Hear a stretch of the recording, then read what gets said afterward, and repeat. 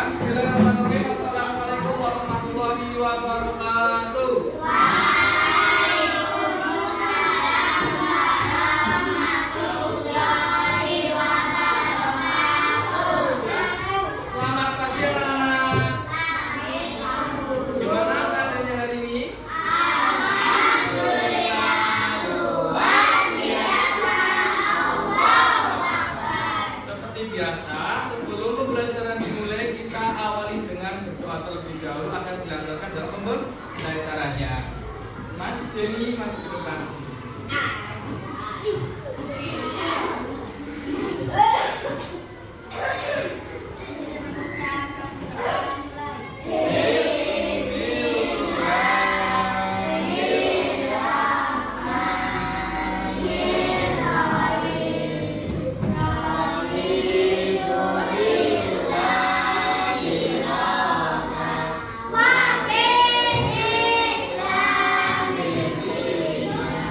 Waalaikumsalam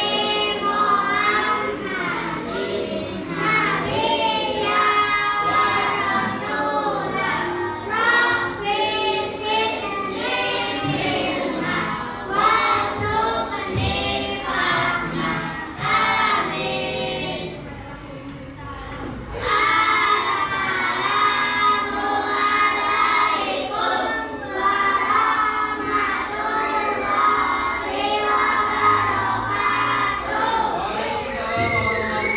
wabarakatuh.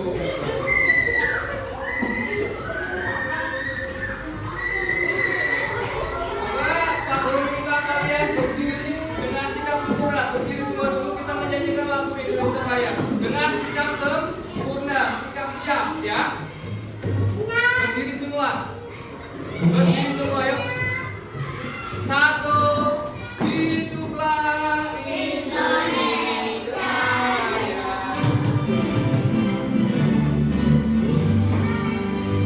Indonesia tanah airku, tanah tumpah darahku. Di sana Aku berdiri cari bantu ibuku. Indonesia bangsaku, bangsa dan tanah airku. Marilah kita berseru, Indonesia bersatu. Hiduplah tanahku, hiduplah negeriku, bangsaku, rakyatku semuanya. Bangunlah jiwanya, bangunlah badannya, untuk Indonesia Raya. Indonesia Raya, merdeka, merdeka, tanahku, negeriku yang kucinta. Indonesia Raya, merdeka, merdeka, hiduplah Indonesia Raya. boleh duduk semuanya. Ya, coba sebelum pembelajaran dimulai kalian lihat kiri kanan kalian, depan belakang kalian. Apakah ada kursi atau bangku yang kosong hari ini? Apakah ada yang tidak berangkat? Ada. Siapa? Kenapa katanya? Suci? Riko sakit, Suci? Ya, kita doakan Suci dan Riko biar cepat sehat dan bisa belajar bareng kita lagi besok ya.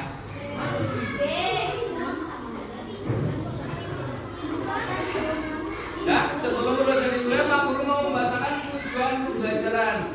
Melalui kegiatan ini presentasi tentang bagaimana aku memenuhi kebutuhanku, peserta didik dapat mengidentifikasi syarat terjadinya pertukaran dan kebutuhan.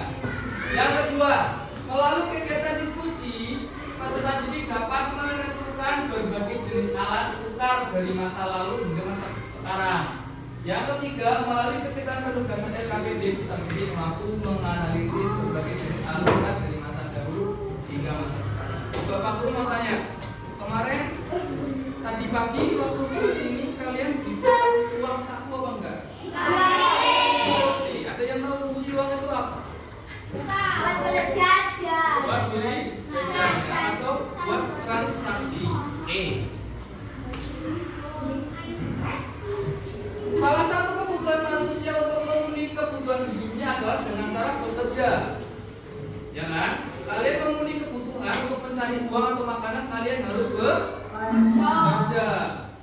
Contohnya adalah nelayan bekerja di tengah laut untuk mendapatkan ikan, sedangkan petani bekerja membaca sawah untuk menghasilkan padi yang dapat dikonsumsi atau dimakan bersama keluarga. Intinya setiap pekerjaan itu menghasilkan berbeda-beda ya. Intinya kalau petani menghasilkan padi atau menanam padi, pelaut itu mendapatkan ikan atau menjual ikan.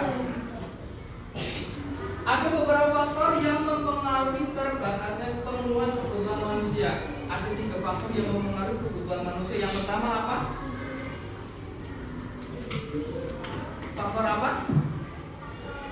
Ada 3 faktor yang mempengaruhi kebutuhan manusia. Yang pertama apa? Yang pertama apa? Kondisi geografis. Yang kedua, sumber daya alam. Yang ketiga, sumber daya manusia. Biasanya faktor yang mempengaruhi kondisi geografis itu adalah contohnya di dataran tinggi dan di dataran rendah. Di dataran tinggi dan di dataran rendah hasilnya itu pasti berbeda. Biasanya di dataran tinggi menghasilkan sayur-sayuran seperti apa? Obis, terus wortel ya. Sementara di dataran rendah itu biasanya menghasilkan sebuah kebutuhan manusia yang melimpah. Banyak banget, contohnya ada apa saja?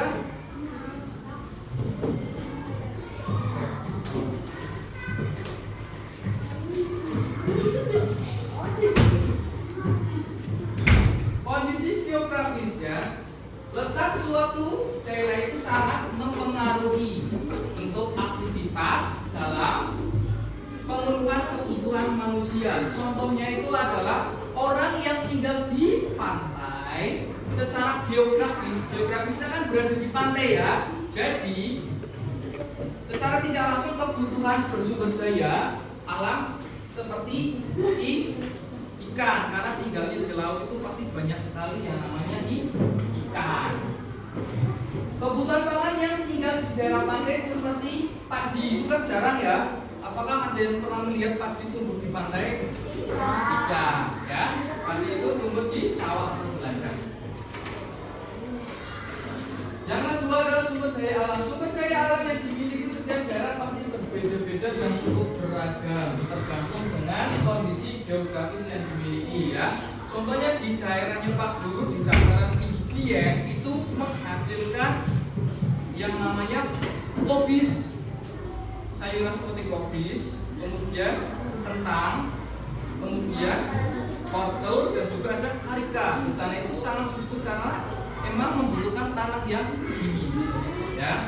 Lalu di daerah atas, tapi kalau di daerah bawah itu sumber daya alamnya itu seperti ikan kerang itu dan sebagainya. Yang ketiga adalah sumber daya manusia.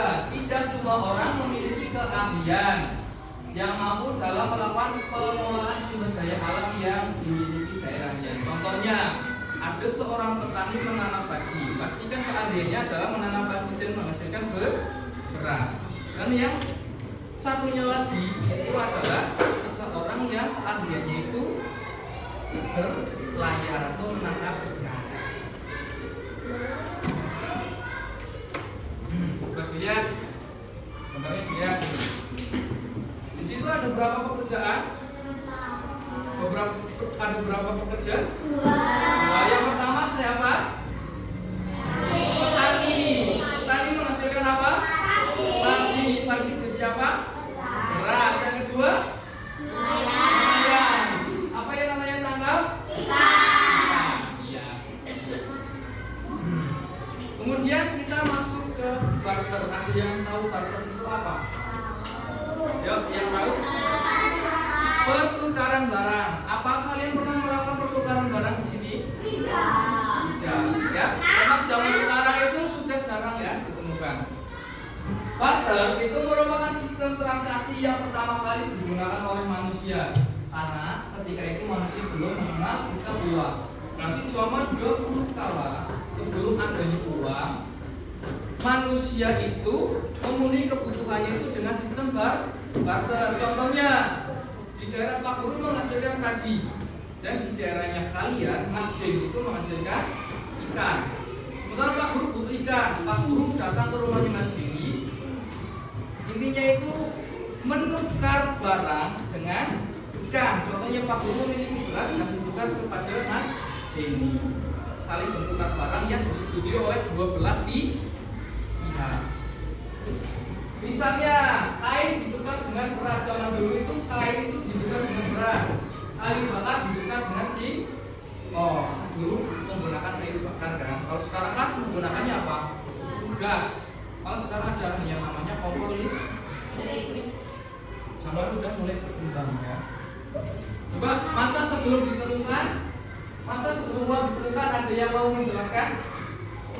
Coba dibacakan yang depan. Kelihatan.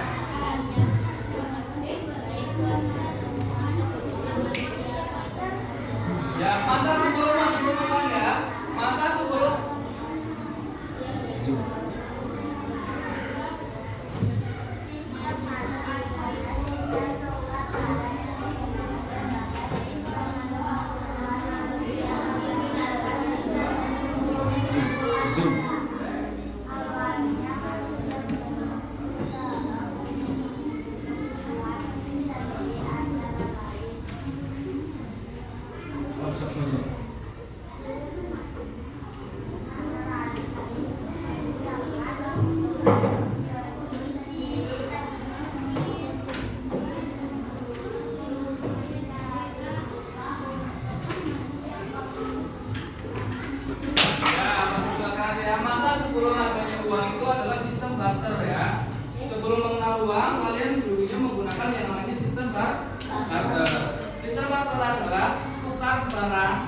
yang digunakan sebagai pemenuhan kebutuhan manusia pada masa sebelum uang ditemukan ya.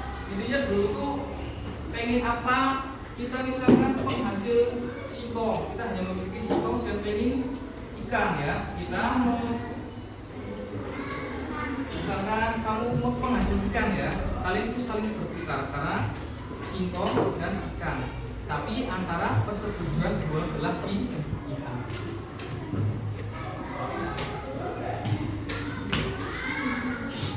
Nah, di sini ada kekurangan dan kelebihan dari barter. Coba, kekurangan dari barter. Yang pertama itu kelebihan ya.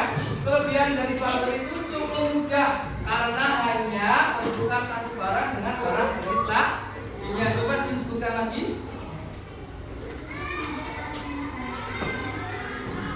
Nah,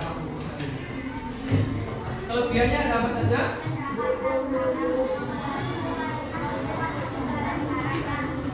Ya, yang ketiga, adanya keinginan yang sama atau keinginan saling bertukar barang yang apa? Nah, barang kapan ditukar berdasarkan kesepakatan. Misalkan kamu pengen menukar ubi dengan beras, tapi kalau tidak ada kesepakatan dan berarti tidak ada karena tidak ada kesepakatan di situ. Coba kalau kekurangannya?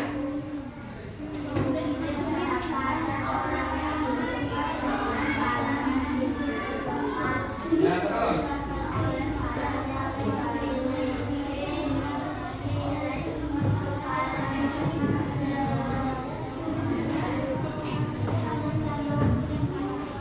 Ya, yang jelas kekurangan itu sulit mendapatkan orang yang bertukar dengan barang yang dibutuhkan. Ingat-ingat, ya.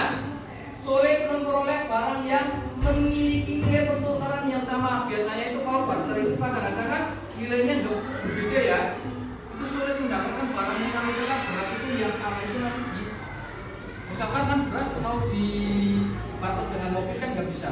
kecuali berapnya itu berton-ton ya. Misalkan 1 kilo beras, masa mau ditukar sama mobil kan nggak bisa. Ya, misalkan 1 beras ditukar dengan 1 kilo ikan bisa.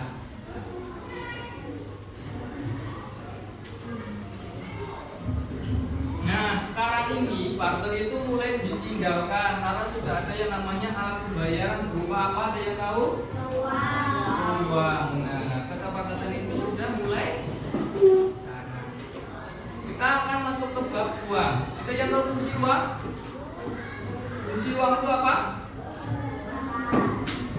Gimana? Fungsi uang yang pertama adalah sebagai alat tukar, yang kedua adalah sebagai alat ukur. Ya, itu berdasarkan fungsi aslinya uang itu ada 2, alat tukar dan alat ukur. Kemudian fungsi uang berdasarkan turunannya, ya, berdasarkan turunannya. Uang sebagai alat pembayaran.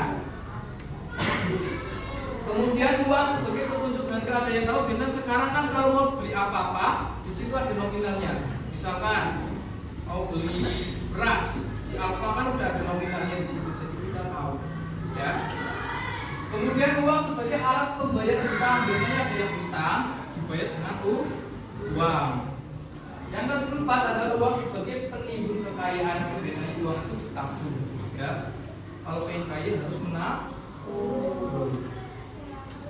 Coba jenis uang ada berapa? Pertama apa? Oke, jenis uang itu ada 2, yaitu uang kertas dan uang logam. Paham ya? Nah, jenis uang berdasarkan lembaga yang menerbitkan. Yang pertama, uang kartal ya. Ada 2 uang kartal dan uang biral. Uang kartal itu biasanya diterbitkan oleh Bank Indonesia atau yang bentuknya jenisnya uang kertas dan uang logam. Kalau uang biral biasanya berbentuk itu cek. Ada yang pernah lihat cek? Ada yang tahu cek? Tahu cek enggak? Biasanya cek itu misalkan 100 juta, kita hanya menggunakan kartu, cuma menggunakan sebelah kertas tulisan 100 juta, kita menggunakan bank itu akan mendapatkan uang 100 juta. Ya, contohnya seperti ini. Cek, atau biasanya kita kenal kalau sekarang itu kartu debit, kartu ATM, ya. Kalau zaman sekarang itu seperti itu. Zaman sekarang juga ada yang namanya cek biasanya ya. Nah, perbedaan uang kartal dan uang biral. Yang pertama, berlaku digunakan untuk seluruh masyarakat. Yang namanya uang kertas dan uang logam, uang 1.000, 2.000, 3.000, 4.000 itu bisa digunakan ke warung, ya. Semua orang itu bisa menggunakannya. Sementara kalau uang biral berlaku hanya digunakan di kalangan masyarakat tertentu saja. Biasanya itu para pengusaha, intinya mau menambah investasi saham atau kenapa menggunakan uang biral, hanya menggunakan kertas kecil. Ditulis berapa nominalnya, mau 1 M atau berapa, hanya di kertas kecil. Yang namanya cek. Yang kedua, nominalnya sudah tertara dan terbatas. Kalau uang kartal kan sudah tertara dan terbatas kan. Uang kartal kan ada cuma uang 1.000, 2.000 dan paling besar hanya 100.000. Itu terbatas kalau uang kartal. Sementara uang biral nominalnya harus ditulis lebih dahulu sesuai dengan kebutuhan dan nominalnya tidak terbatas. Ya, cek, kamu dapat cek itu. Kamu mau menulisnya 1.000 boleh, 1 juta boleh, bahkan bisa sampai 1 triliun itu boleh. Ya, jadi nominalnya itu tidak terbatas. Yang ketiga, uang kartal itu dijamin oleh pemerintah karena pemerintah yang mengeluarkan. Sementara uang biral hanya dijamin oleh bank yang mengeluarkan saja. Misalkan ada 1 cek, di situ ditulis Bank Indonesia. Hanya nanti pencairannya juga di Bank Indonesia. Coba dibacakan syarat uang dijadikan alat tukar.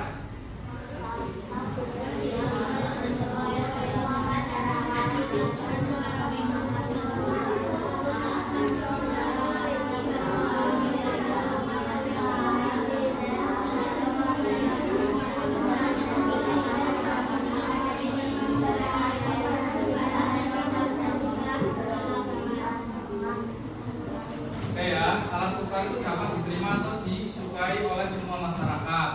Tidak cepat mengalami perubahan. Uang 100.000 ya uang 100.000, tidak ada perubahan. Tidak mengalami perubahan nilai. Apa iya pernah melihat uang 100.000 besoknya menjadi 50.000? Kan enggak. Kecuali buat dijajakan ya. Kalau dijajakan itu nominalnya berkurang pasti. Coba perhatikan lagi di depan.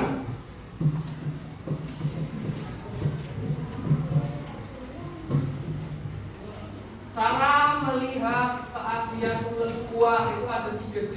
Dilihat, diraba, dan dirawat. Biasanya uang itu kalau dilihat itu udah jelas uang asli. Diraba biasanya uang asli itu ada kasar-kasarnya, enggak halus. Dan diterawang biasanya juga ada gambarnya juga. Sekarang Pak Guru mau membuat kalian menjadi 5 kelompok. Setiap kelompok itu 5 orang anak. 1, 2, 3, 4, 5. 1 orang anak.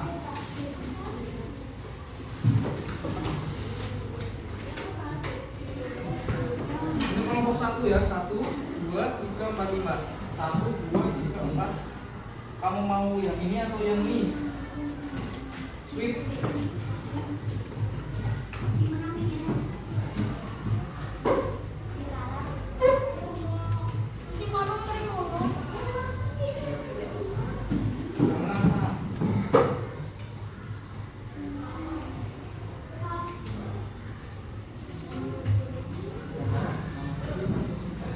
Ini 1, 2, 3, 4, 5.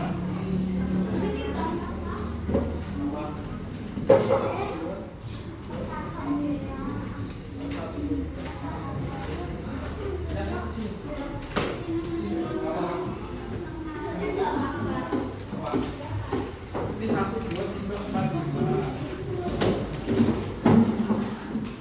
Lipat ya, 1, 2, 3, 4, 5. Kerjakan ya.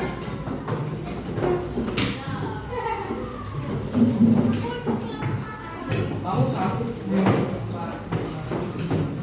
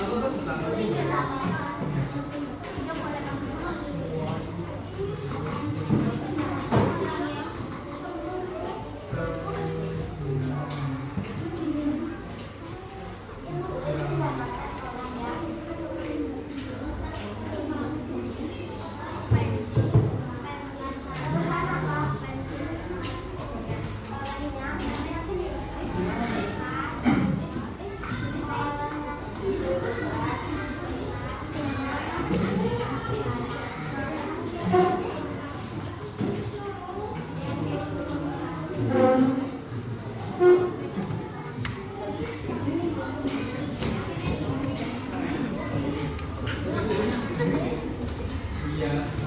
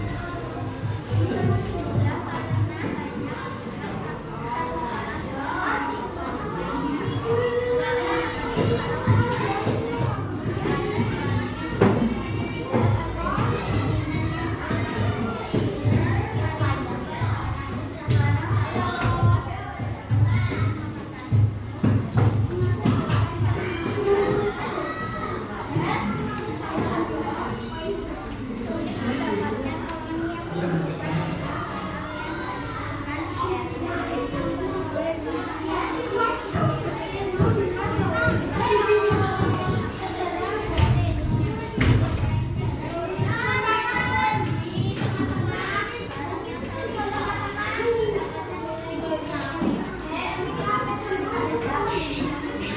main tuh perhatikan ya.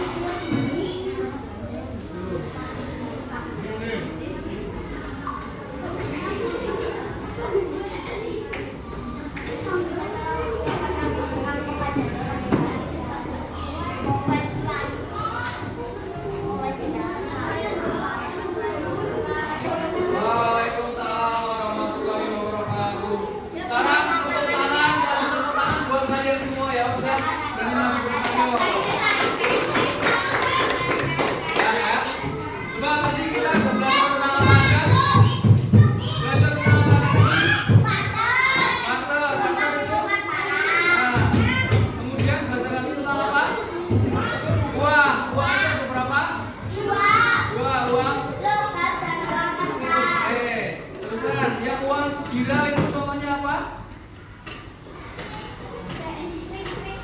Apa ayo Bang Gira ayo. Cangkrik kan nggak apa. Bang Gira apa?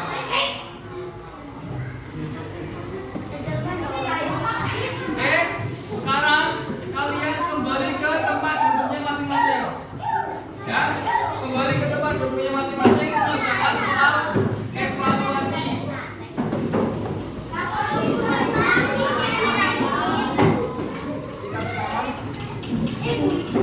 KBD-nya boleh diinfokan di depan.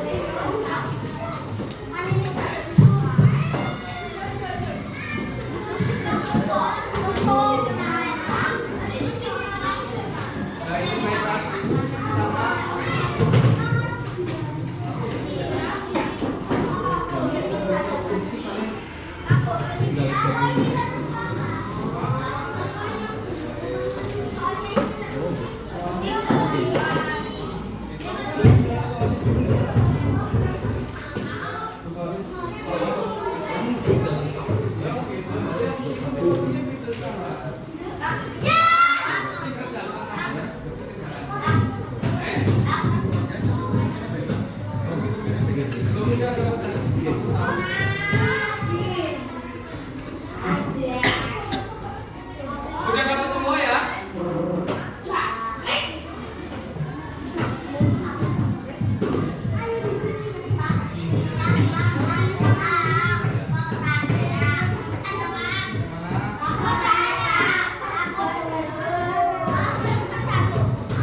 Soalnya apa?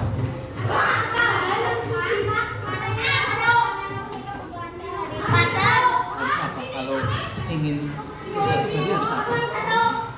Ini kelemahan itu dan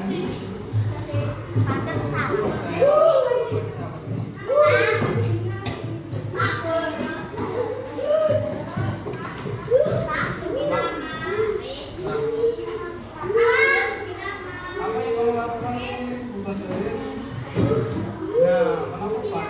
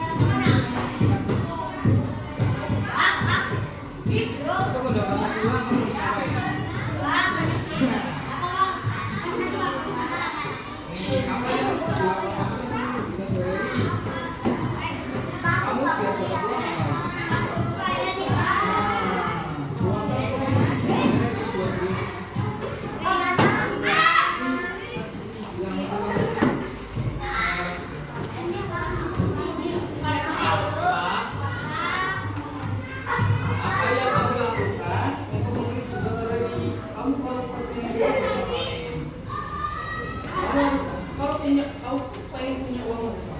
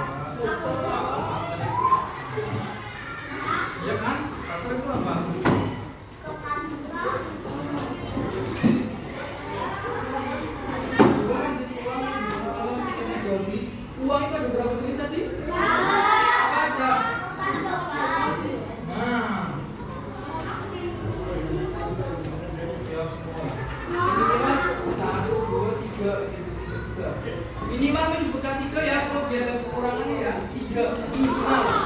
Boleh. Kalau lebih boleh, tapi paling sedikit 3. Dua aja. Dua.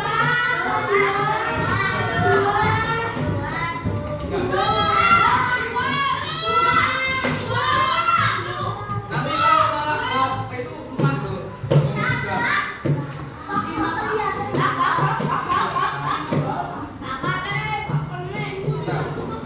Apa yang dilakukan?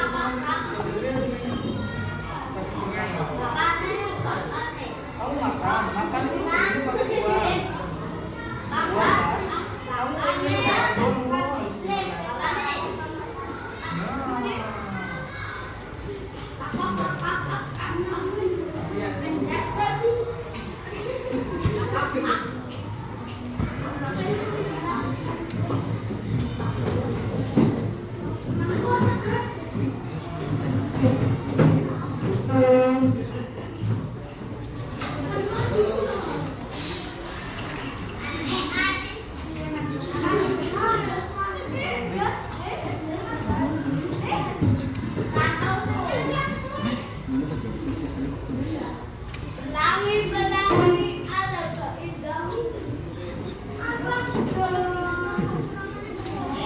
Ya udah jadi boleh dikomunikasikan ke depan ya. Apa?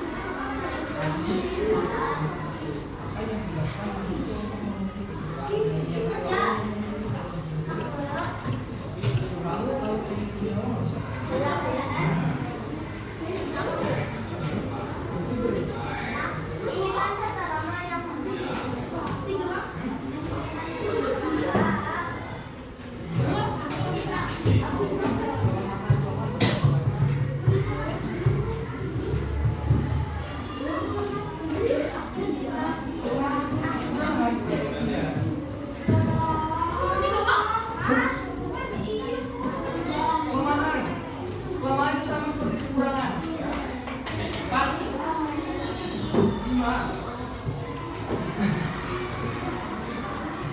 Sebutkan jenis uang yang digunakan dalam kegiatan penjualan dulu. Jenis uang berapa? Apa jelas? Nah itu tahu. Oke, jadi tahu tapi kurang ide. Ya.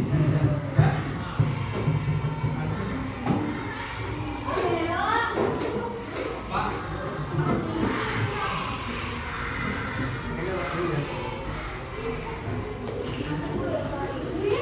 Sebutkan jenis uang berapa?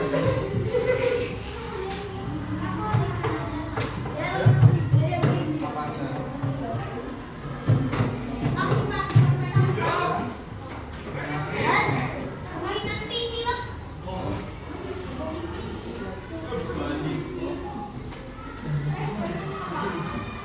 Kumpulin depan. Ya udah jadi boleh kumpulin depan.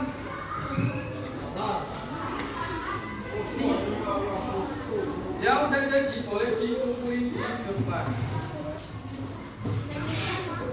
Gimana? Kamu berapa? Banyak cukup. Cukup ya.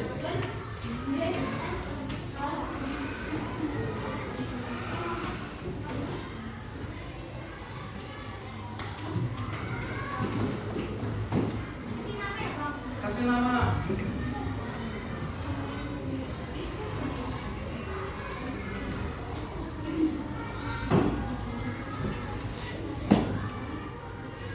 Ya udah jadi boleh dikumpulkan ke depan ya.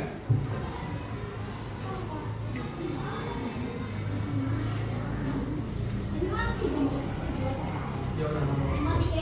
2 nggak apa-apa.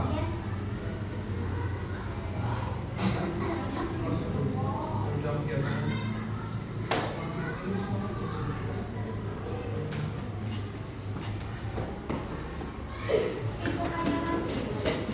Apa?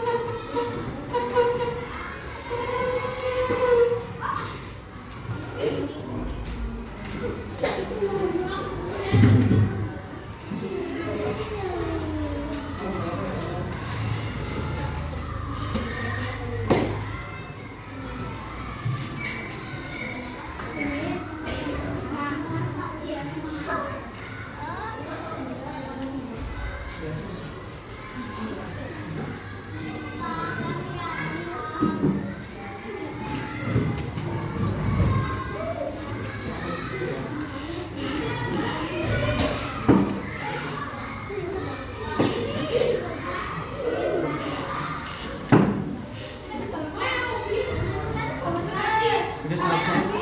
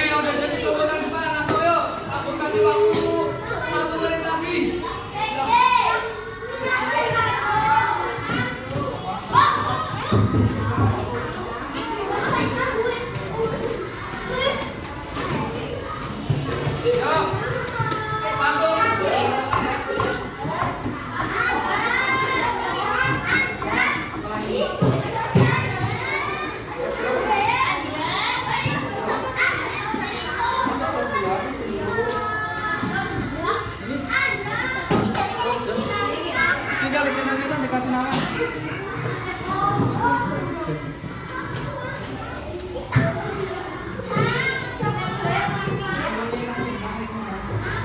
Itu cuma nyanyi.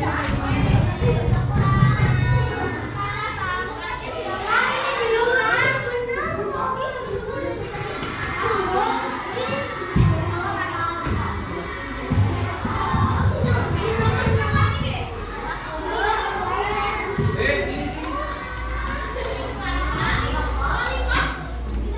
Cuma nyanyi aja, nggak kasih nama kayak kemarin kecil tangan.